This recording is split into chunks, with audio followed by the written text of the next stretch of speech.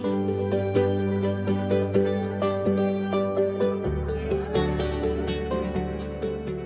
Julia. Welcome to the podcast of Let's Figure It Out. This is a podcast where we talk about different professional journeys, such as yours, and we try to find out how your journey can inspire someone else who is looking for either a similar journey or trying to try something new. So, would love to start with how are you today? Thank you. It's great to be here. I'm great. Looking forward to the July 4th holiday weekend, that's for sure. I think everyone is looking for that, and it's kind of like an amazing day because it's coming on a Friday, so you get a long weekend already. Uh, Great. So, Julia, would you like to introduce yourself in brief, like to our audience, about who you are and a little bit about your background as well? Great.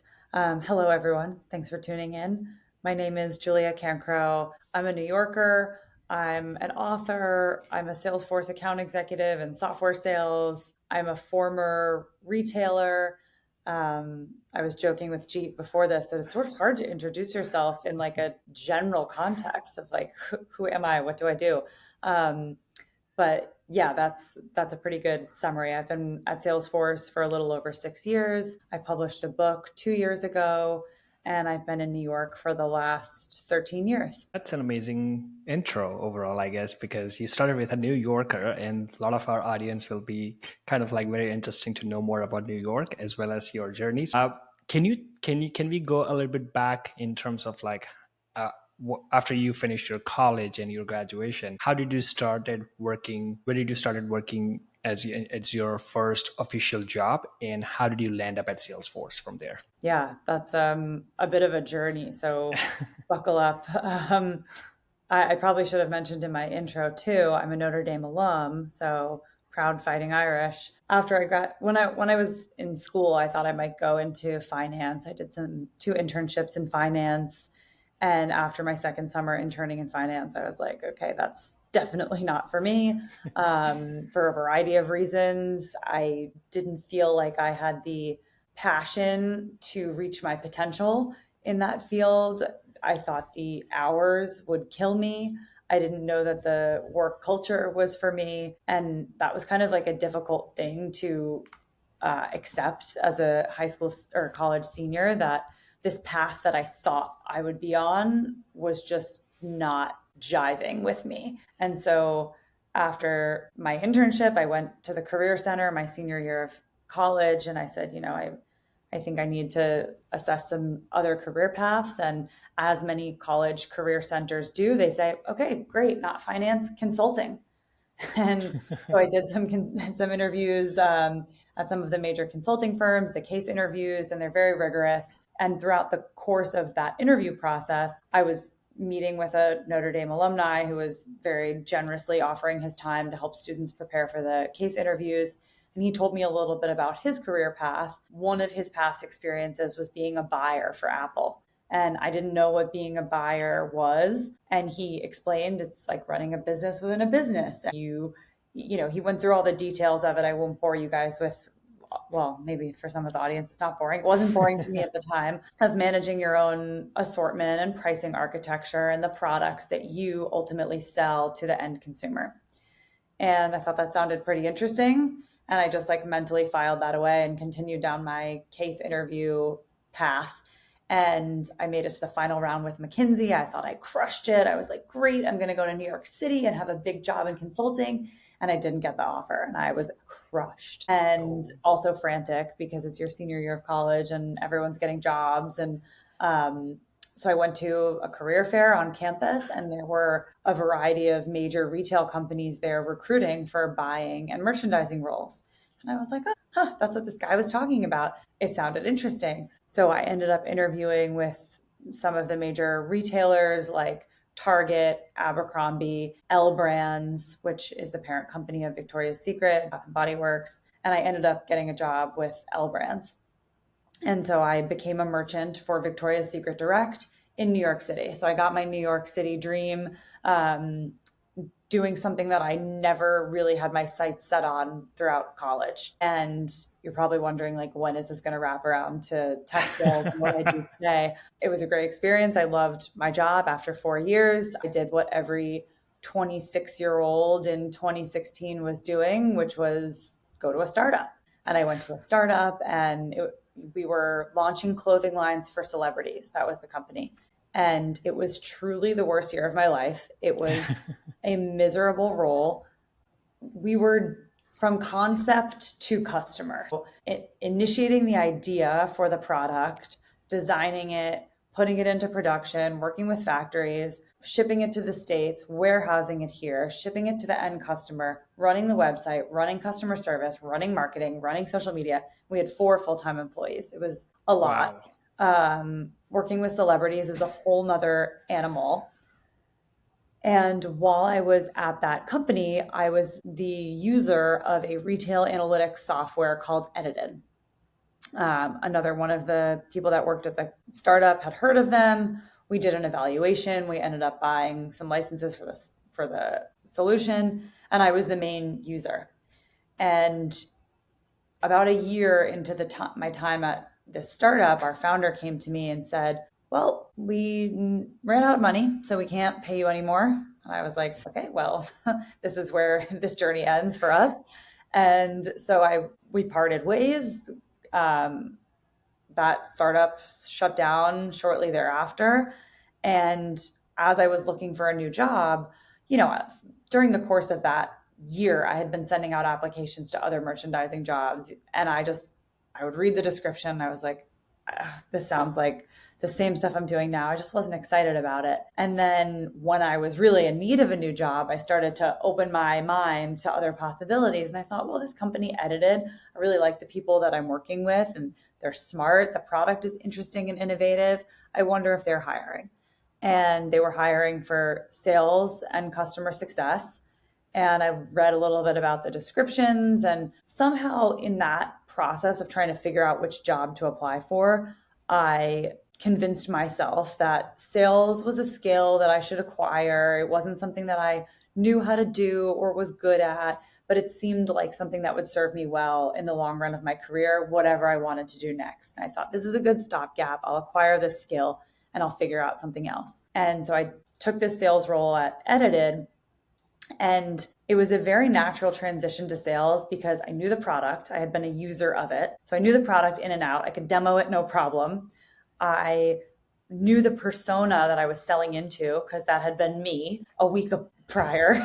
And I knew all of the pain points that role was suffering and why this tool was a good fit. I had done the evaluation of it and made the investment.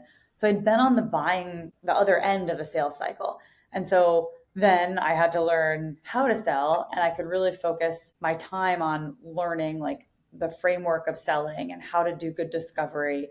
And so long story long, as my friend here at Salesforce likes to say, long story long, after a year and a half at Edited, I got referred into Salesforce by another Edited coworker who came to work here.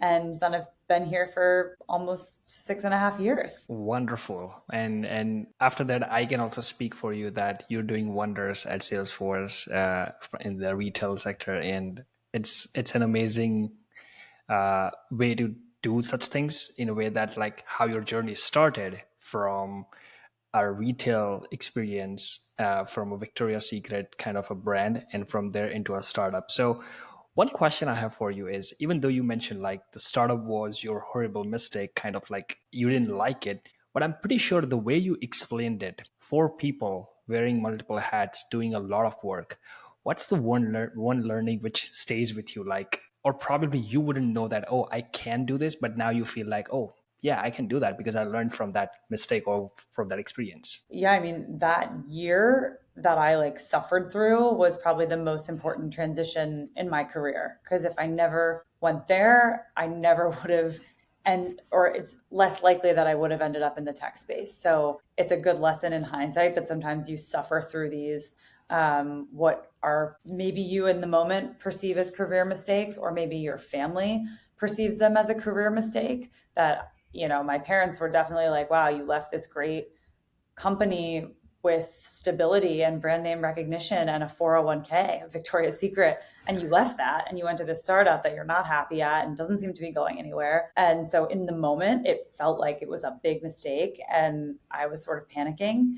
And then it turned out to be the most important inflection point in my career. Absolutely. And also you mentioned like when you came to Salesforce and when you got to know about like this retail kind of segment where you're going to support Salesforce and sell this solution, you were connected back to your previous role because you were a user on the other side. So you knew that and you can use that experience and that knowledge for your rest of the career at Salesforce, understanding the persona on the other side, which makes a huge difference because coming from a similar background can make a huge impact in sales because you can not just sell the product, but you can connect well and sell more valuable product.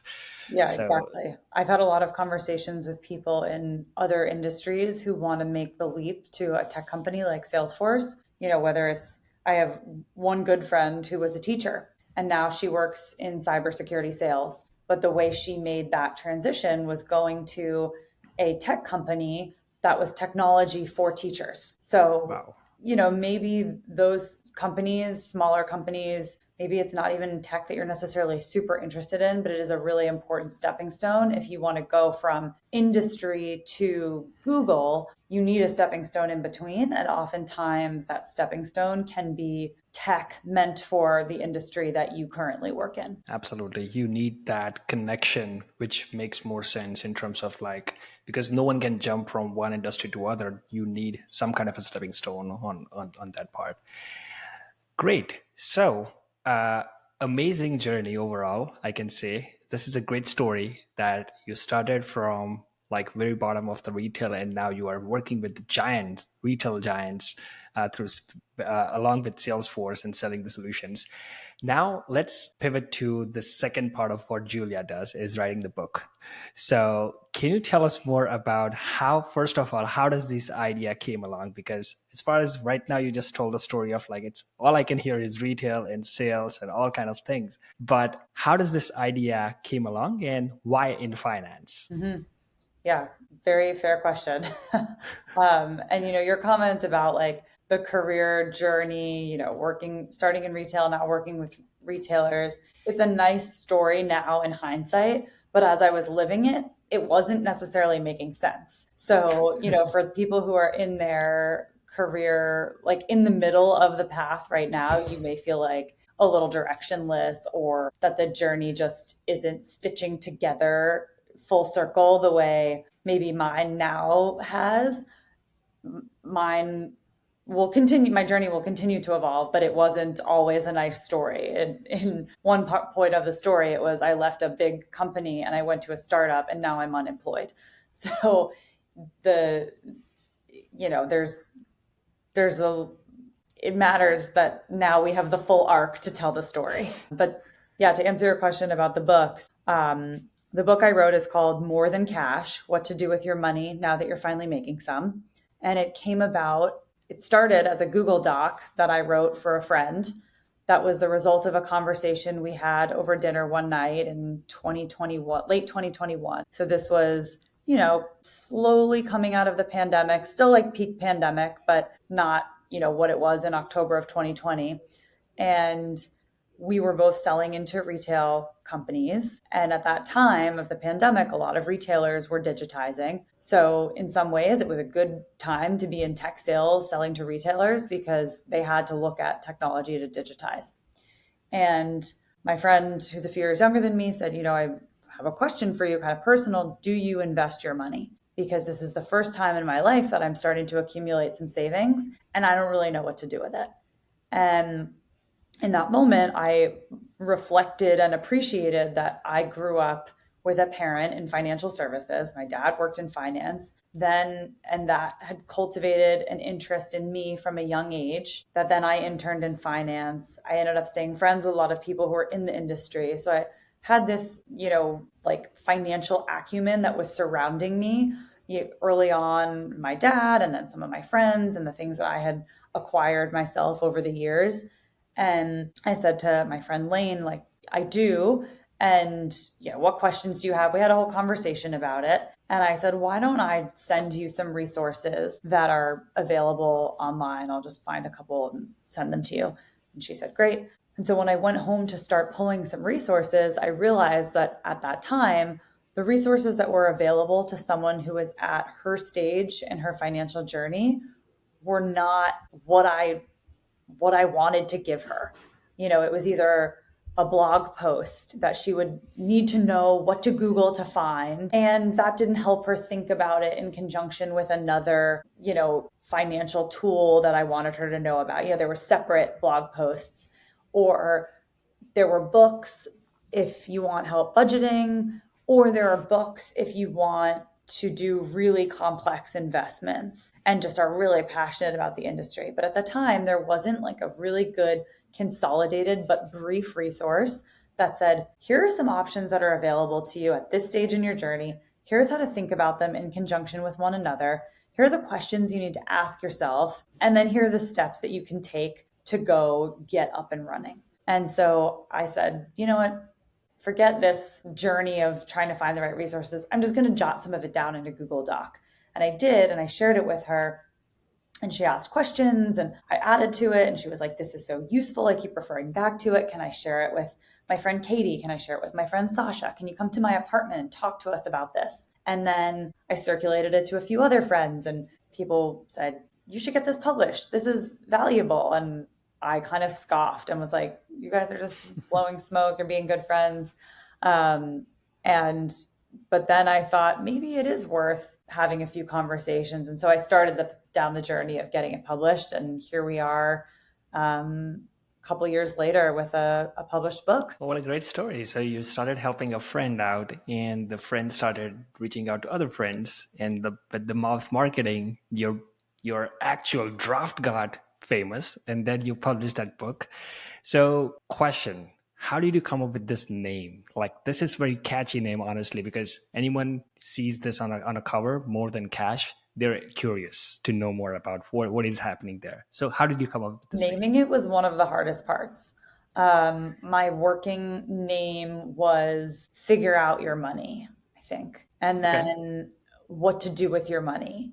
And the publisher's comment was like, it just didn't have like the zip that we needed. And so we were going back and forth on different names. And ultimately, I don't remember if it was my idea or her idea. I want to say I was like texting a friend about trying to come up with the name. And like, the point is that there's more than just having money in cash. There's more that you can do than just have cash. And I think that's when it hit me that I was like, yeah, that's what this is about. That cash, while cash is king, there are other things that you can do with your cash to generate more income for you as a layperson. And I say a layperson meaning a regular old professional who doesn't work in finance, who doesn't want to do anything too complex or too risky, but someone who is working very hard for your money. You've got a good income and you want to put it to work, because the best thing you can do for yourself is give yourself time for compounding interest in something like a high yield savings account, or time for market returns with a 401k that's invested or a brokerage account. Absolutely. I completely agree to that part. Is like, if you, let's say you just mentioned like all the regular people who are just doing the 9 to 5 work, and they don't have enough knowledge of finance, but they can just let their money do the job when they're sleeping. This is the best way to have it like invested rather than putting it in a bank where, and right now in the last 2 to 3 years when the interest rates were going up, people were getting good high yield savings account like buckled up with a higher interest rate, but now things gonna move on the other in the different direction. So you have to think beyond those interest rate as well. You have to think beyond like, how can I keep this happening, and how can I put my money aside for 5, 10 years and get it doubled up, tripled up, and by with the investment strategy. So quick question to you, like, since you have written the book, and I'm pretty sure you might have got a lot of different questions from different age groups. What is the biggest misconception you have heard in terms of when it comes to investing? In terms of like, hey, how can I invest, or what should I invest, or what's a strategy? So, what are the misconceptions you're hearing from the people? I think the biggest misconception, especially among young people, is I don't need to start today, I can start tomorrow. And mathematically, like, it is in your best interest to start today. It's actually in your best interest to start yesterday or 10 years ago. But, that may not be a reality for everyone. But if you are 30 right now and you think retirement is so far away, I'll handle that down the road, that is the biggest misconception, because you are leaving money on the table just by virtue of those years being able to accumulate returns over that length of time. Absolutely. As soon as you start, like, if you are thinking about investing, start today rather than doing it tomorrow or next week or next month, or don't wait for that first of the month, because it never comes up and you're losing time. So the early the better, because I started when I was 28, 29 years old, and at that time I was feeling like, why didn't I start when I was 24 years old? So because the more you compound, the more you stay into the market, you get better returns when the time is right, like after 20 years or 30 years. So uh, if you are comfortable to share with the listeners about like what's your personal like investment strategy, and you can just give a generic sort of like approach how you invest and what's your like so overall end goal is. Yeah, so I'll answer that in two ways. One is to talk about like how, first go into like investing is a very personal thing. And so Yeah. I'll talk about that and how you personally handle investing. And then the second is different account types to consider, which Mhm. is the foundation of the first half of the book. So, on the note of like investing being very personal, everyone has a different risk tolerance, everyone has different financial goals. And you can't assume that you can compare yourself to the next person and how they invest, because you don't know their full story. They may be more or less risk averse than you, meaning they may, it might not bother them if the market is up one day and down another and up another. And you may just think that makes you sick to think that your money is, that volatile. That's one thing, is your risk tolerance. The other is, what are you saving for? And I don't think you have to necessarily be saving for something. Like, I think saving is just something you should do for peace of mind and financial freedom. But if you are saving for something, let's say a down payment for a house, your investment strategy is going to be different if that house purchase is going to happen in the next 12 or 24 months than someone who's doesn't have a financial goal like that on the horizon, right? If you have something big on the horizon, your strategy is probably different. Age also plays a role, right? The older you get, the less risky your investments should be, because you need access to that cash more readily for retirement. Um, so, at this age in my life and with my lack of major financial responsibilities, meaning I don't have kids right now, I don't have a mortgage right now, I don't have a car, so my like overhead is very low. That means that I have the flexibility, or to be a little bit more pro risk in my investing strategy, which in the layperson's world is really more stocks than bonds and cash. So, and stocks, as the book will elaborate, doesn't necessarily mean individual stocks. Typically, when I say stocks, I'm meaning index funds, like a collection of stocks, like the S&P 500. The ETFs. Yeah, could be an ETF or a mutual fund. So, just a collection of stocks that are representative of something. ETFs, there are different themed ETFs for whatever you want. They get very creative. And then the mutual funds tend to be a little bit more like, I don't know, legacy investing, less creative. Conventional kind of Conventional like, is the right word. yeah. Yeah. And so then I also think about it with regard to different account types and what I am comfortable with in terms of allocation. Again, going back to that point about your risk tolerance. So you have your day-to-day checkings and savings account where you're doing, you're paying your rent, you're paying your utilities, your groceries. You may have a high yield savings account for access readily available cash, but that you're earning some interest on. A brokerage account where you may have an index fund that you invest in, perhaps some individual stocks if you want to go that way. But I'm not saying that's like a recommendation, just a thought. your 401k or your IRA, depending on what your company does or doesn't offer. And then perhaps you work at a company, big public company that has an employee stock purchase program. So I think about my, strategy across those five different like anchor accounts. And then, yeah, that's my mental framework. Yeah, that's pretty decent, I would say, framework, because I am a huge fan of ETFs. That's why I said that at the time, like, because I when the COVID was on like very high, people were like going nuts on Robinhood and all the different brokerage platforms, and people are like, buy this and buy that. At that time, I made a decision like, I'm not gonna invest anything in a single stock, because I personally don't have time or the knowledge to how to sort of like spend time on a particular company's performance or their balance sheet or how they're performing. If I don't know that, I should not be doing that. There are people who are already doing it, and they are creating a balanced bunch of different stocks together and doing the job. Yeah, So exactly. it makes more sense to invest there and just stay out of it. Don't look at it. Look at after 10 years, things will go in the positive direction for sure. Knock on wood. History would, Awesome. So, sorry? I said history would show. Yes. History will show, yeah.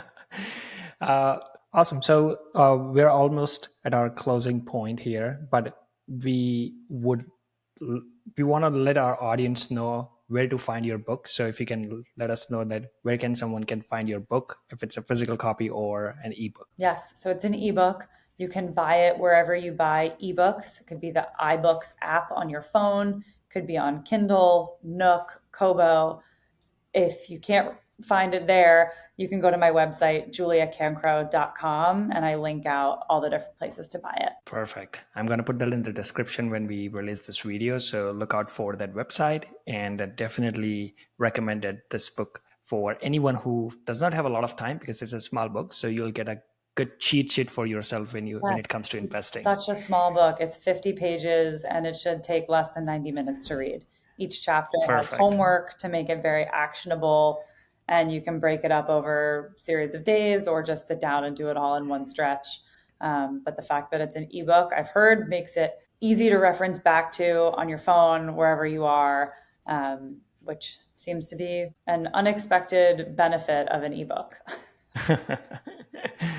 So yeah, that brings the next question is, what's next for you? Like, are you kind of like in process of writing another book or anything which we can expect soon? Yeah, I'm not actively writing another book right now. The topic that has been of interest to me in the realm of personal finance is how people handle marital finances. Uh, I'm not married right now. Many of my friends are getting married right now or have been for a few years, and it seems like everyone does something a little bit differently. Nobody is 100% thrilled with how they've managed it so far. So I don't know, it's just an area of interest. I don't know how I'll handle it one day, but that's a topic that's on my mind. That's a very good topic, and I'm gonna buy that book because I'm married and I want to know that the secrets of how to manage finance being married. Uh, Great. So apart from like, let's say, finance, and again, this is the last question. I promise. What's your kind of like favorite books to read, whether it's fictional or non-fictional? So my whole life I've always been like a big fiction reader. Um, Although in recent months, I've read some more nonfiction that I have really enjoyed. So, one of the top fiction books I've read recently is The Covenant of Water, Abraham Verghese. He wrote Cutting for Stone. Love him, love that book. Some of the nonfiction that I read recently that really gripped me, The Art Thief, sort of a self explanatory title, reads like fiction, fascinating true story. Say Nothing, about the Troubles in Ireland and Northern Ireland, another great read. And I just read The Psychology of Money, Oh, very yes, topical, awesome read. Would strongly recommend all of those books, but absolutely. The only last one, after everyone reads More Than Cash. that makes sense. That makes sense. Well, Julia, thank you so much for taking the time today and share your amazing story of how you started your professional journey and become an author of a great book. And we are really looking forward to your next book, which could be on marital finance, or it could be any other topic. But we would love to get in touch again to do another episode with you. But again, thank you so much for coming on this podcast of Let's Figure It Out. Today, we learned a lot about your book as well as your journey as well. So thank you so Thank you much. so much, G. Thanks for having me. Awesome. Thank you so much. Take care. Bye.